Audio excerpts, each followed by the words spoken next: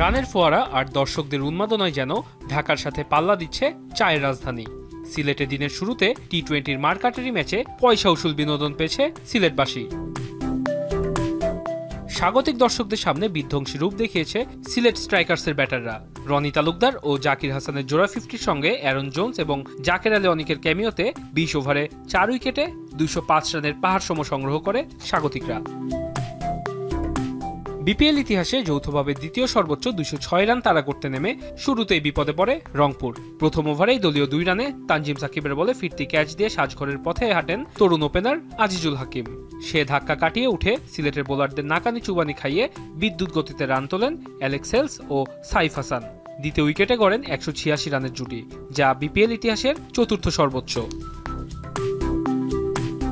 তানজিম সাকিবের বলে সাইফ হাসান ক্যাচ হয়ে ফিরলে ভাঙে এই মহাকাব্যিক জুটি। ফেরার আগে 49 বলে 3-4 এবং 7 ছক্কায় 80 রান করেন সাইফ।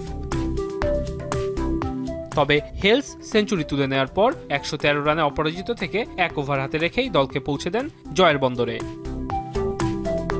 দিনের আরেক ম্যাচে এমন উইকেটে যেমন ব্যাটিং প্রয়োজন, পাওয়ার প্লেতে সেটাই করেছিলেন দুর্বার রাজশাহীর ব্যাটাররা।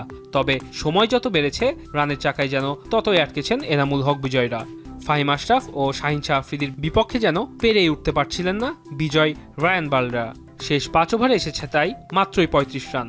ভালো শুরুতে প্রথম 12 ওভারেই 17 রান তোলার পরও রাজশাহীকে তাই থামতে হয়েছে 168 রানে। জবাব দিতে নেমে কিছুটা ধীরে শুরু করে ফরচুন বরিশাল।